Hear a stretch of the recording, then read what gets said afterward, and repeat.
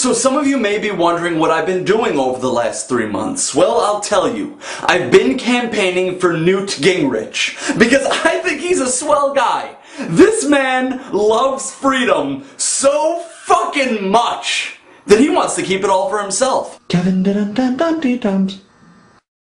So I'm working on another video. It's a lot more intricate than this one. But right now I'm gonna put out this video while that one is still in progress. See, I've been working on a lot of things. So much so that I think I'm going fucking crazy. But I think the thing is maybe I already was crazy and now I'm going fucking sane. I'm not sure. You know, here's an overwhelming thought.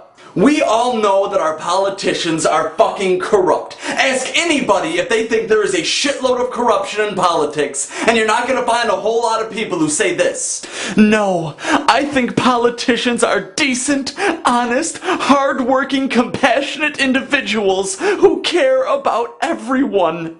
They are a beacon of hope for all of us.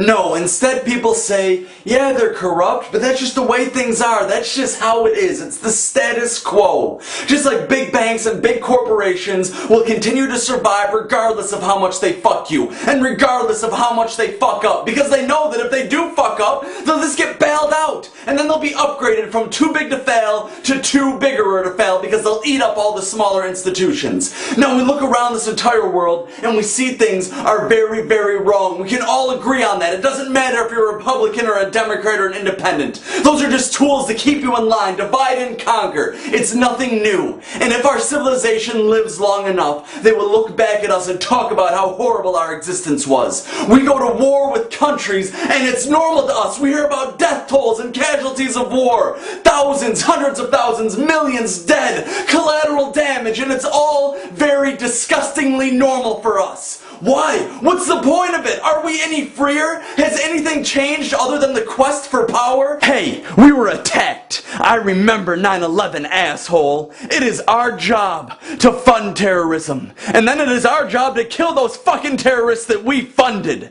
It is our duty as Americans to liberate and free the shit out of this entire world. Oh, I forgot. So let's entertain the idea that terrorists came over from a bunch of different countries and attacked us. Does that mean we should then go to war with all of those countries? If someone came from Canada or England, should we attack those countries as well? It doesn't make any sense. Now let's entertain the idea of, I don't know, the fact that jet fuel can't melt steel. The fact that if the Pentagon was hit with a fucking plane, how come we haven't seen any video footage of it out of the 85 fucking cameras that surround the place? And how in the fuck did Building 7 fall when a plane didn't even hit it? Those are the questions we should probably be asking. But hey, our country isn't capable of anything evil or corrupt. That's why Guantanamo Bay is open, and that's why the Patriot Act was passed, along with many other laws that not only take away our freedoms in this country, but take away the freedoms of everybody in the entire fucking world.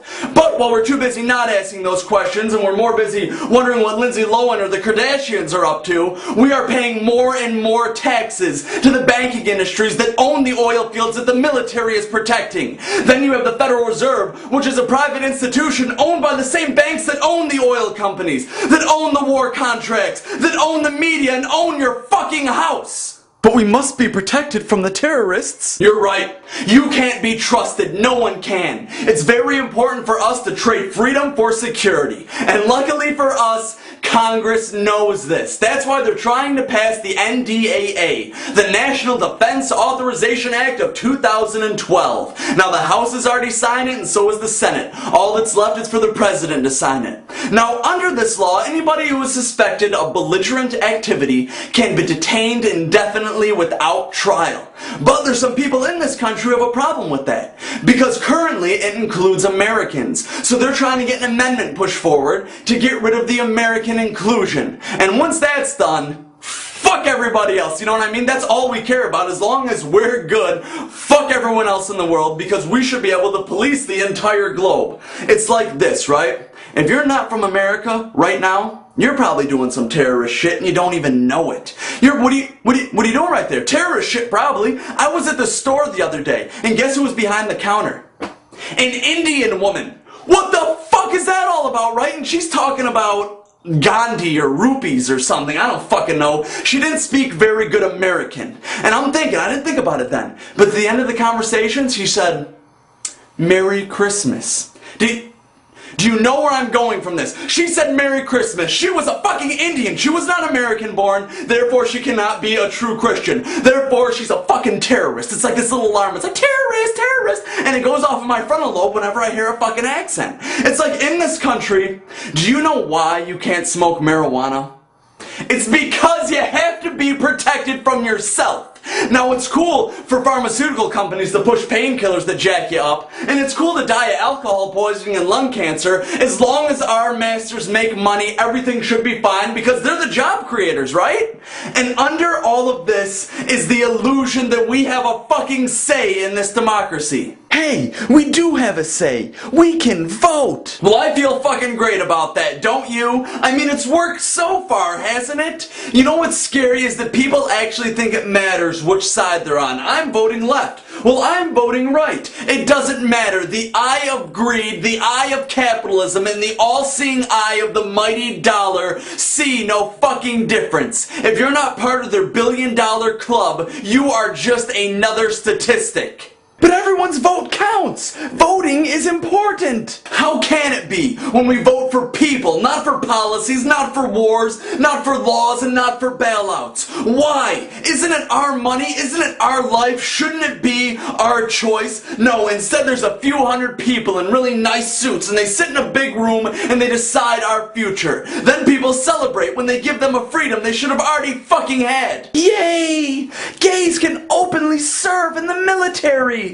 Yeah, awesome, victory! But you can't get married in majority of the country because they've decided that that's not your right. So what the fuck are we celebrating? Are we celebrating the fact that we get the scraps from their table? Or are we celebrating the fact that things could be much, much worse? But things could be so much worse. You should just be happy with what you get. That line only works for things you can't control, like death and rain. Because under that logic, we should always just be grateful. Hey! Rwanda's really fucked up right now. We're doing better than them. That's gotta count for something. And look how bad Haiti's doing. We should always just be grateful. Now it's all justified.